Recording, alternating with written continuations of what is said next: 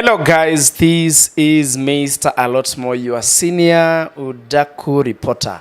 And of course, A Lot More is coming. I am coming to you live from downtown Westlands, mtu wangu. Niko hapa kupiga story na the CEO and founder Kenya Airlift program. He lives in the US, he's Kenyan. Bila nimeona ni kama anatokea kule bwana, nataka mera bwana. So tutakuwa tukipiga story naye tujue mambo iko namna gani, kisha tuendelee na kazi kama kawaida. Bob, mbona umecheka? Ni hiyo pati ya mirai. Utavuta hiyo mic kidogo ukaribishe mahali uko. Okay. Yes, Eva. Niko poa? You're good? Niko salama. Ama hutoki huko? Bwana unatoka huko. Mimi?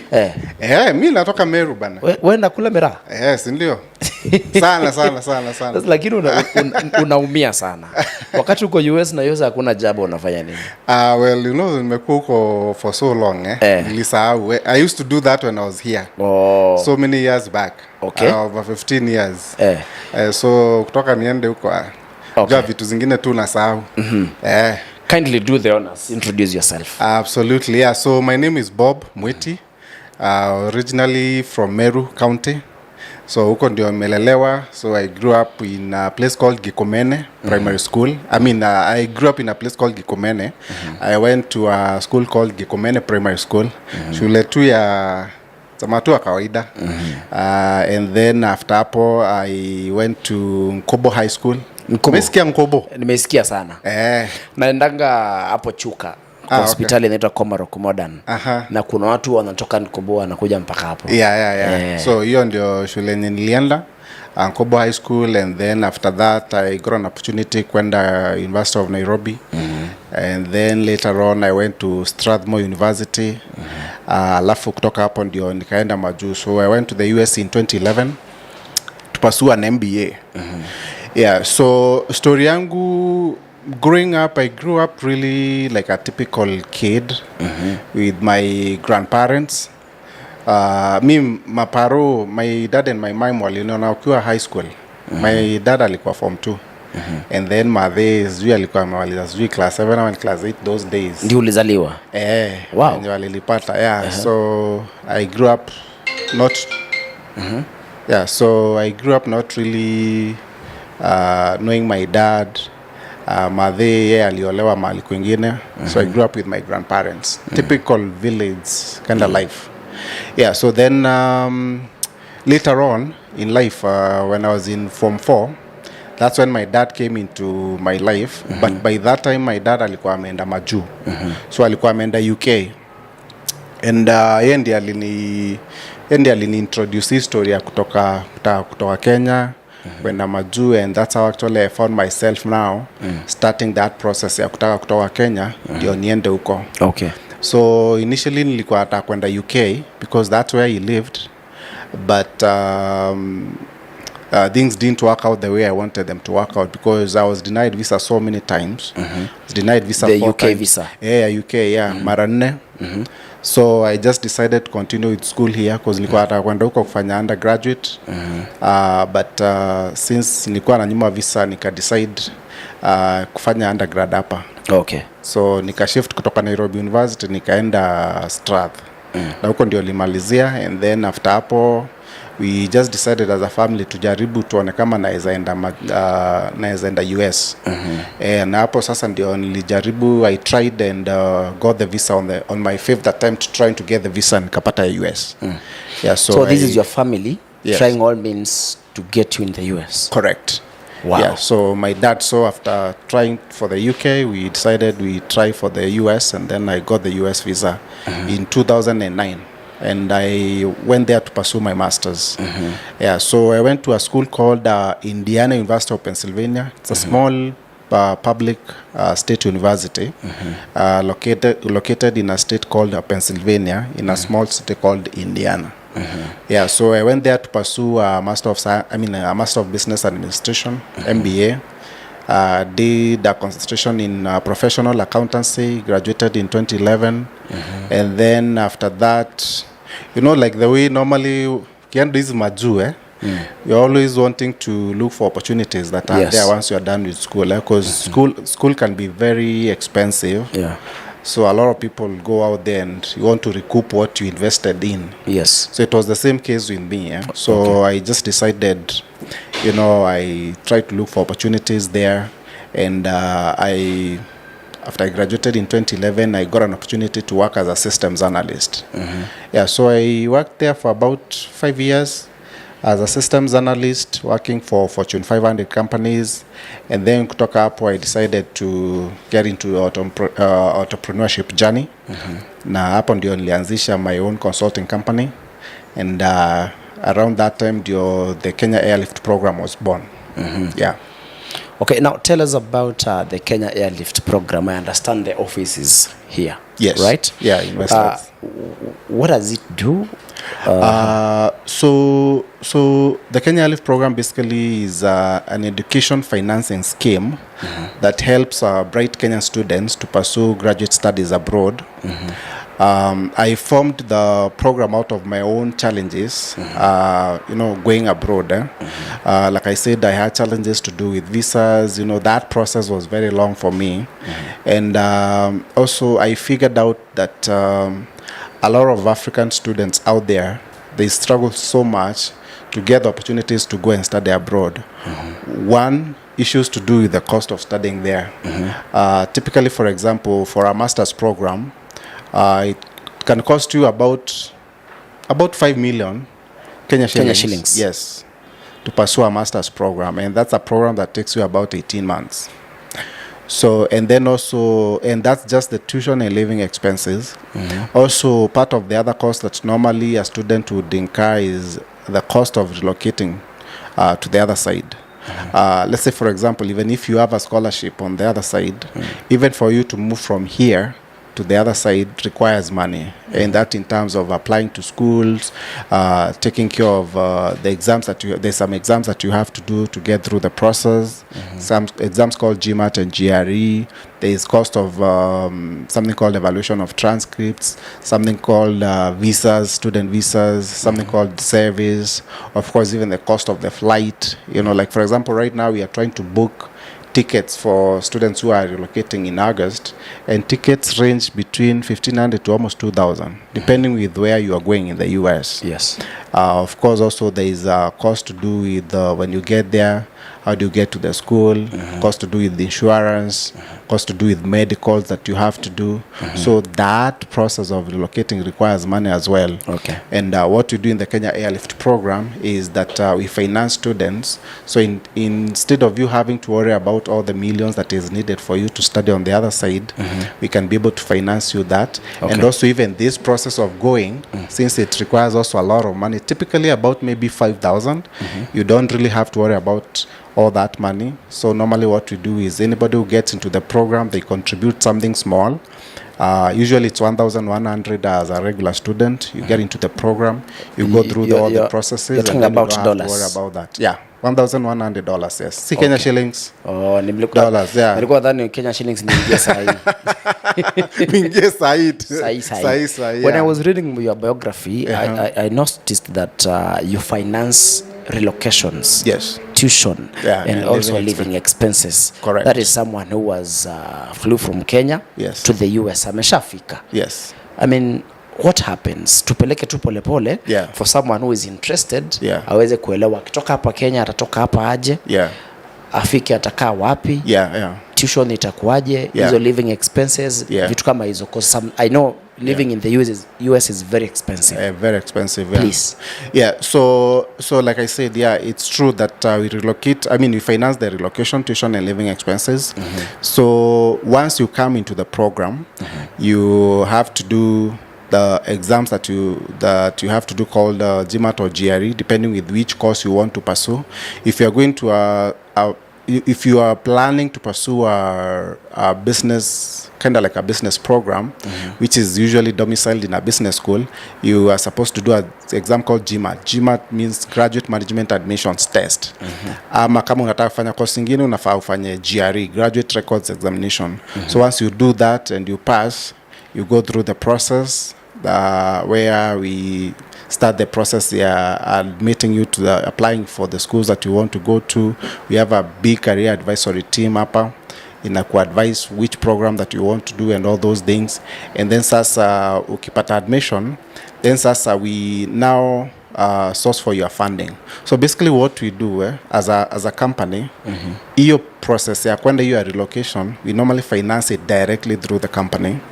And it's typically actually out of the contributions that the student make. Your 1,100, we use that money for us to be able to support those who are relocating.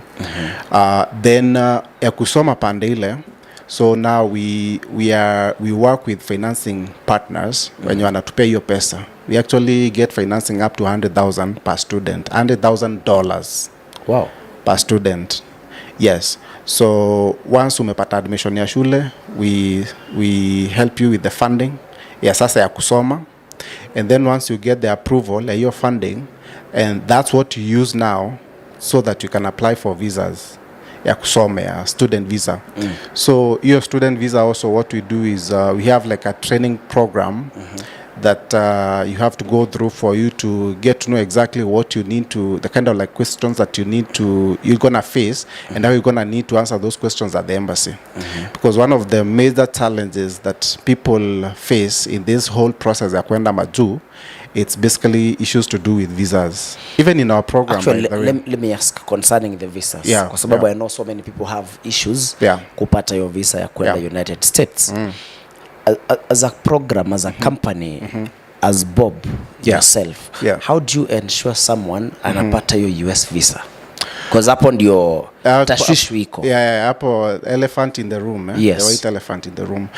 So when it comes to visas, and I always like emphasizing this to anybody who is out there really interested in going and studying abroad, no one has control on the outcome of the visa. It's the government of the other side.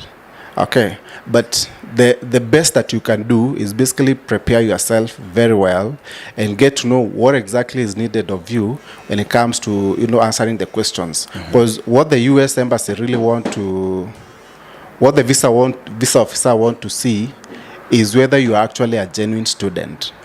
And we put in a lot of effort. We have visa advisory officials within the program, and even personally having suffered so much when it came to visas, since I was denied visa so many times, I know the pain that people face when it comes to visas. So we put in a lot of effort in terms of training our students on how to be able to approach that visa interview at the embassy.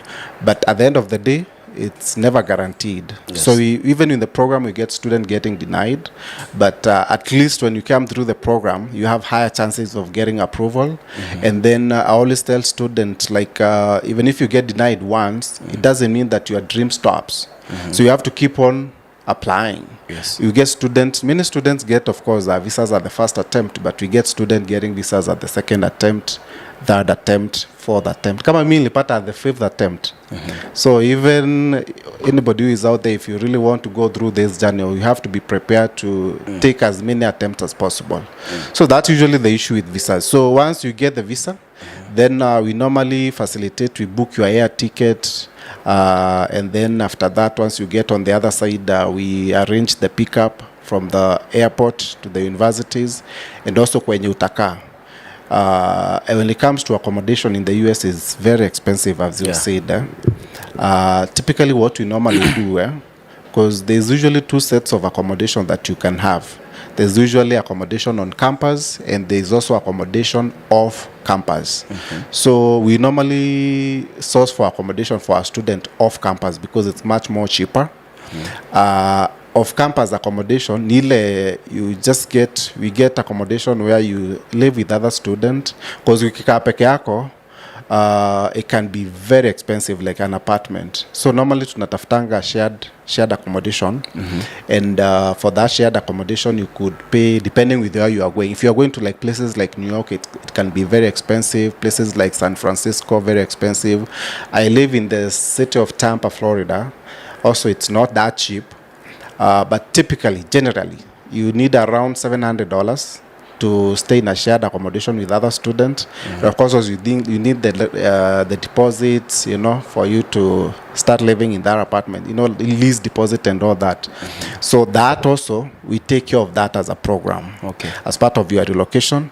And then now, the other financing that I talked about, the other one for tuition and living expenses, which you use external lending partners that we are partners with, that funding comes directly to the school. Upati hiyo pesa ukiwa pande, inakuja directly to the school, and then the school cuts whatever they need to cut for their tuition. Then the remaining amount you are given as a student, and that's what you use now for your living expenses. Yeah, so in terms of other ways of how we finance the students, we also have partnerships with universities that we work with, about 25 of them. And actually, quite a number of those universities also, they've given us scholarships or tuition fee waivers. Not necessarily everything, because sometimes when you talk about scholarships, students want to say, hey, no one nataka scholarship. Everyone wants to study for free. Yes. Yeah, but they give us tuition fee waivers. There are some universities that give us, for example, even like up to $1 million plus Kenya shillings. But you see now, the whole cost of studying for a master's program could be up to 5 million. So if a university is giving you 1 million, you still have to figure out where to get the other 4. So the other 4 we finance is through the student loan. And by the way, that student loans that we normally give our students, they are usually unsecured. So you don't need any collateral or anything of the sort, unless credit yako pande iko mbaya. And by the way, we get a lot of those students wenye saa zingine wanataka kuingia kwa program, lakini credit hapa walipangi zinaitangwa ni mshwari ama ni nini, pesa tu kidogo unaona mtu akona like so moja hajailipa. Yeah, so you get those cases, but that's really how we finance the program. And also part of what we do is to support students. So we built a huge community on the other side. So you are not really on your own, because you see, in as much as everybody is usually excited about going abroad, it can be very lonely. If you are there on your own, you have to figure out things, you know, those kind of things. And then also even how to figure out when you are done with school, uta transition aji, because once you are done with school, when you go on the other side, you are going there as a student. But remember also, most of the people out there, they want to go and look for opportunities that are there. Greener pastures. Yeah, greener pastures. So the biggest question is, how do you normally transition? Kama venye sasa nilienda as a student, how was I able to stay there? Because I've been living there for 15 years. So how was I able to do that? So a lot of people are not able to do that. It's not like very straightforward. But normally what we do is we guide students through the process. Once you are done with school, how do you come up with your profile in terms of, putting yourself out there in the market for potential employers to be able to find you, and how do you handle job interviews, because unajua tukitoka huku hata accent is very heavy, saa zingine unaongea kufanya interviews zingine hata unaanguka tu na si hatujui vitu ni venye hata kuongea and all those things, so hata hawakuelewi, so we help students in that, all those things. So it's pretty much a very, how do I put it, it's not like a one, because sometimes when you talk about the program, people just think we are just taking students, but actually it's a whole thing. Yeah, it's a whole package. Financing, nini kila kitu. Yeah, so that's really what we do. So kama saa hizi sasa, for example, tuko na event tuko nayo at the Sarova Pan-Afric. It's called the Kenya Airlift program annual luncheon. So normally what we do is those students who get visas, we normally hold this luncheon. We invite leaders in the education sector.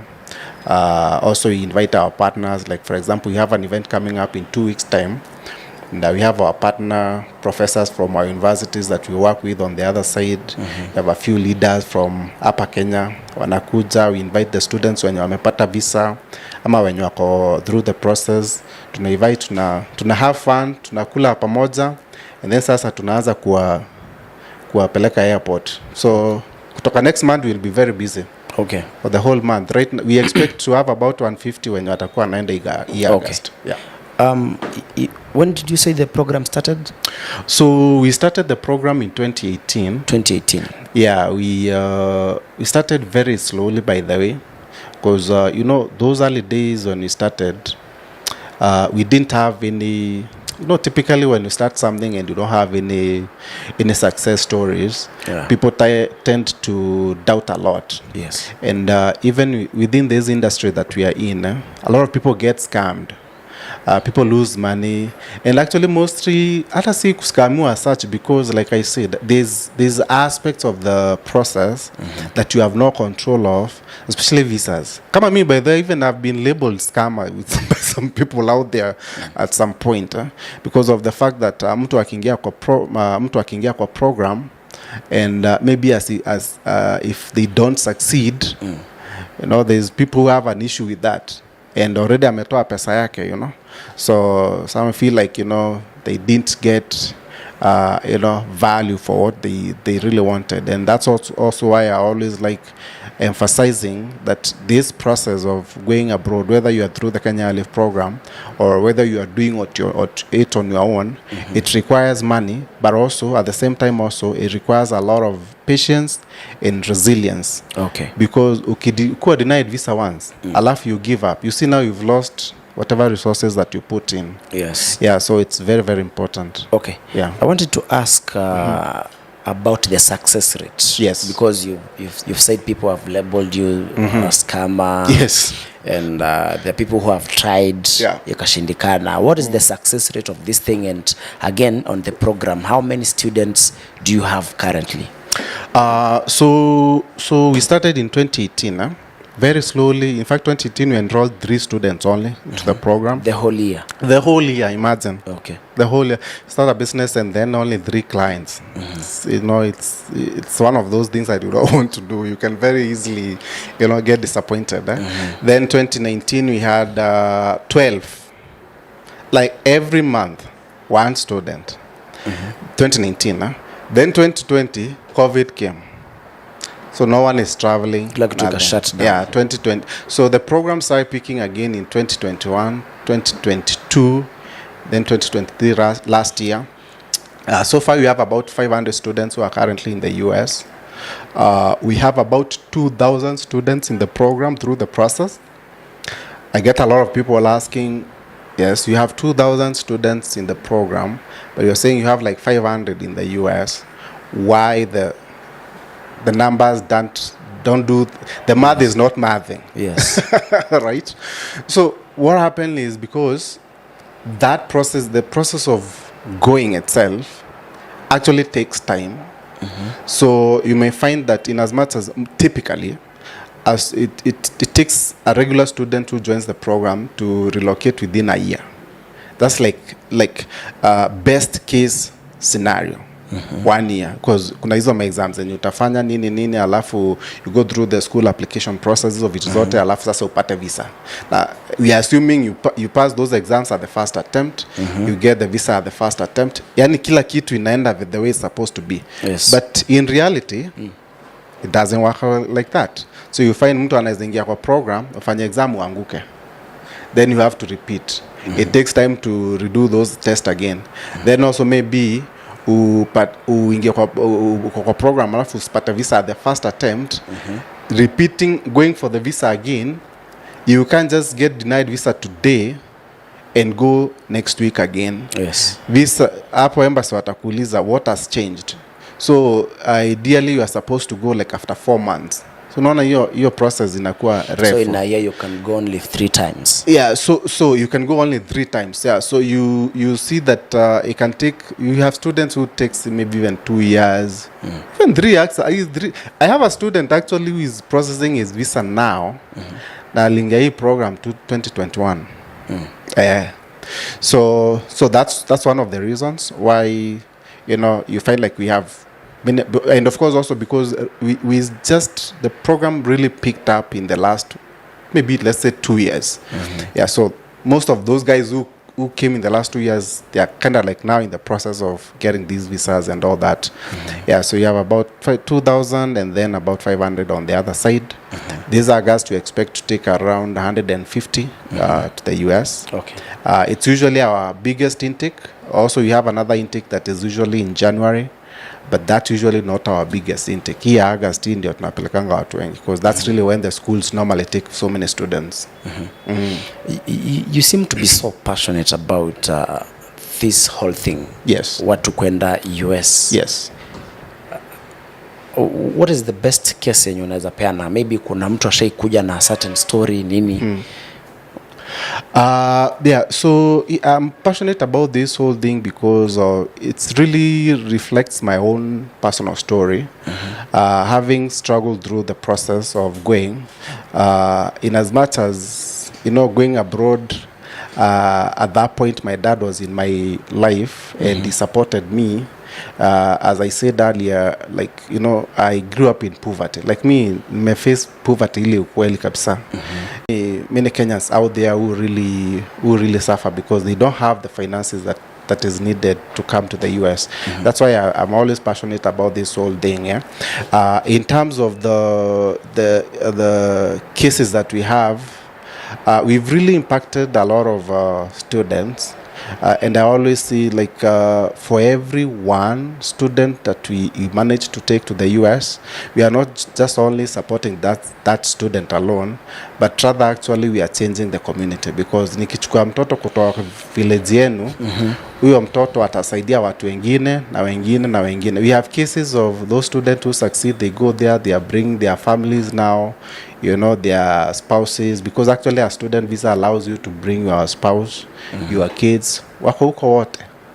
So we have those cases, and then also we have others who have already graduated and started getting jobs there, working in really nice, nice jobs and good, very good companies.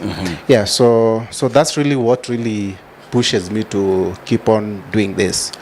Now, also something about the program that maybe I need to mention is that with the success that we've had with the program, especially in the last 2-3 years, we've gotten a lot of interest outside of Kenya.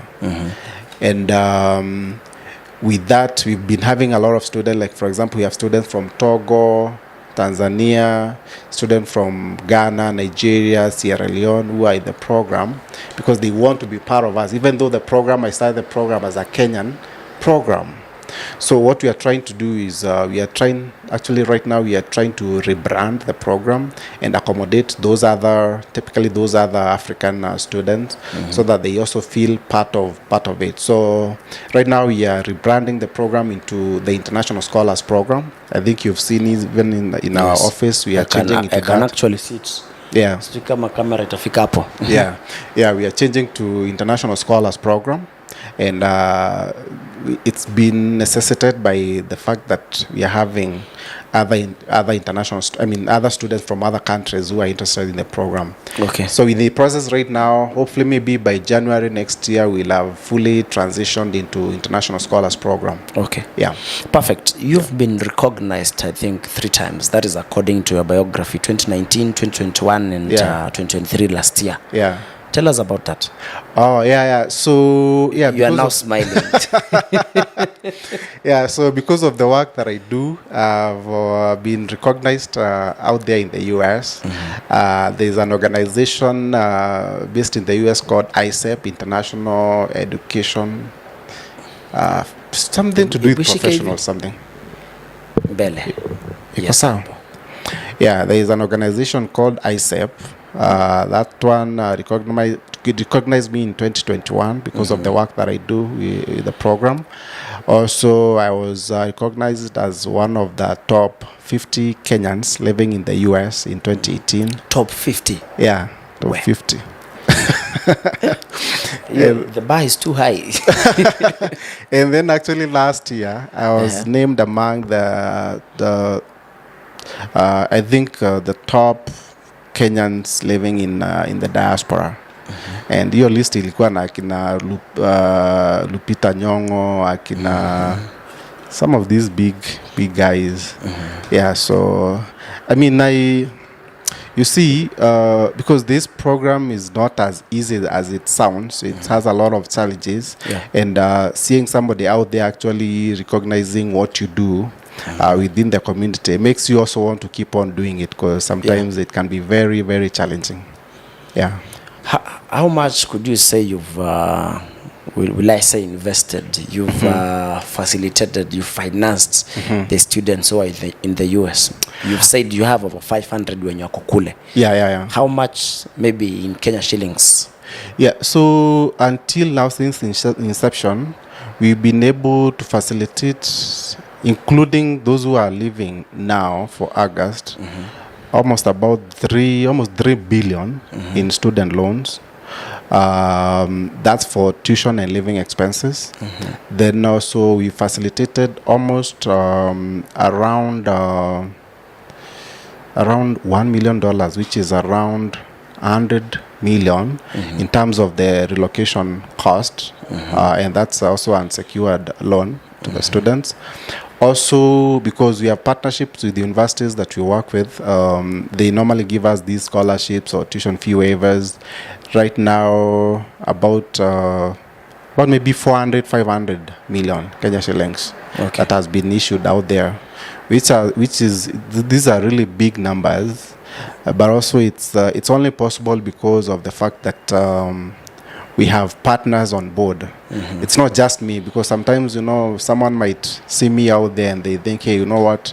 Yeah, they are helping, but also it's a lot of effort from these guys. We get financed behind the scenes for the biggest chunk of this through, for tuition and living expenses through our lending partners, and of course with our universities that we work with, and then the others directly through the company. Okay. Yeah. You've said there are people who are going this August. Yes. How many? We expect to do around 150. The students are still, because the challenge that we're having at the embassy not now, it's always there, is actually getting those visa dates. Sometimes you have the admission, but part of that visa date, it's almost impossible. So you find like most of our students, they are like, staying up late at night trying to find dates to go to the embassy. So, but we expect about 150 by August. Yeah. So our event for the it's the luncheon that we normally hold. It's gonna be on 27th at the Sarova Pan-Afric of this month. Yeah, and we have invited around 200 students to the event, and a few leaders here and there to grace the occasion. Okay. Yeah, so I hope utakuwa hapo. Kuja tukule kanyama. Nitakuja tukule mbuzi. Tukule mbuzi, yeah? Yes. Yeah, so after that, then now we start. This is usually our most busy season in terms of, seeing them off at the airport and all those things. So yeah, we're gonna be very, very busy in the next 1 month. Okay. Yeah. And to someone who is interested maybe to join the program, what do you tell them? 1 minute. Yeah, so for me, what I can really... you now face the camera. This one. Oh, this one, eh? Yes. So for me, what I can really tell anybody who is out there who want to go and study abroad, not necessarily to get into the program, but just to go and study abroad, is to be patient and be resilient, because this process it's not usually as straightforward as people think. There's a lot of, things that can delay you through the process, and sometimes, once you've invested a lot of resources in terms of money and all that, and you give up so easily, you're gonna lose everything. So my advice is you just need to be patient, and then you have to be resilient in case things don't work out. If you go to the embassy, get denied a visa, dust yourself up and then keep on going, because even me personally, I didn't get it at the first attempt, so I got it at the 5th attempt. So that's all I can say. Yeah. People maybe would like to engage with you on your socials. I think I've seen on Jalango TV and TV KBC. Yeah. TV 47, Radio 47, Spice FM. I think uko kila mahali. Nakuanga uko kila mahali. Nakuanga kila mahali on social media. I'm on Facebook. I go by Bob Mwiti.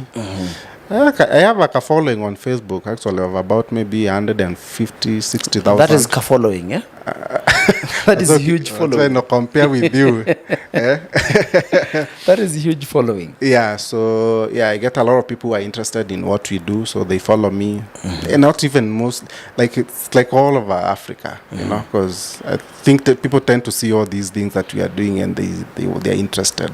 Yes. So I'm on Facebook, Bob Mwiti, Instagram, Bob Mwiti. I think I'm also on TikTok. My team always posts things there. X, I'm on there as well.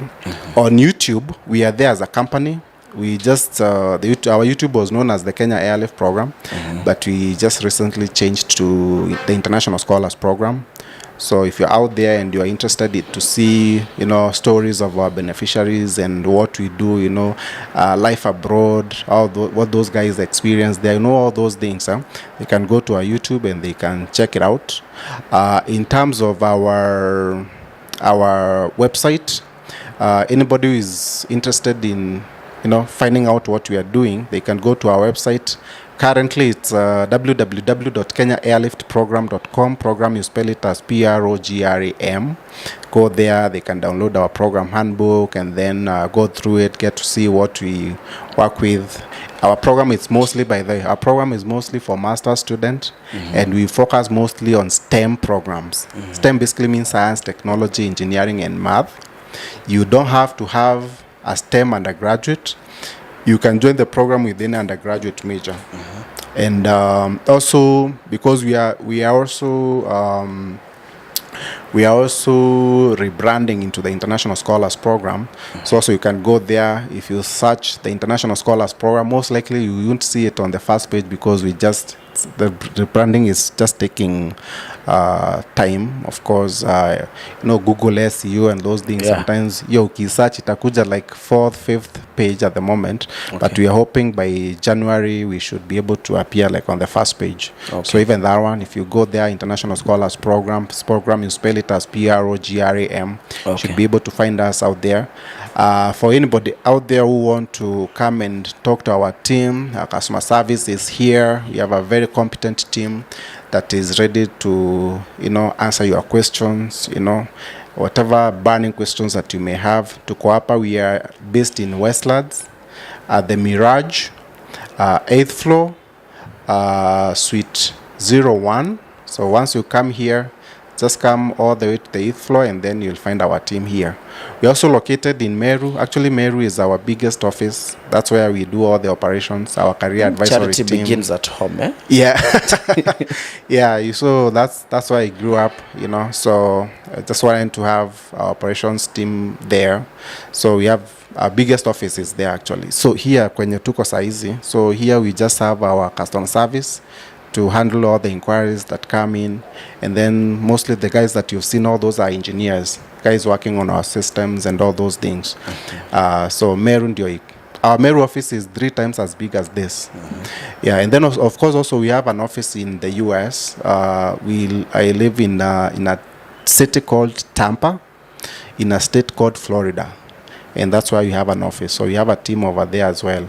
And that team normally handles all the issues on the other side. Student akifika huko, we normally visit students at their schools, get to know what they are going through, all those things. Just coordinating everything.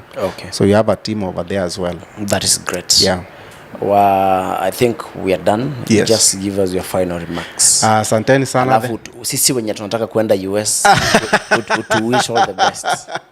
Yeah, so asante sana. Thanks so much for coming. I really appreciate you coming over here. I know even kukuita, by the way, it was on a very short notice. But you're always willing to, you know, to come quickly and get this all sorted out. So thank you so much. So wewe ukienda huko, because you have a huge audience, ambie kila mtu bana aingie kwa program, akuje tumpeleke majuu. Yes. Yeah, asante sana. Thank you so much. Thank you so much for your time. Tumeshukuru sana. Okay. Tukikuja, umesema ni Tampa, Florida. Tampa, Florida. Tutaonana. Wewe kuja huko nitakuonyesha vichorochoro. Hata mimi nataka kurelocate.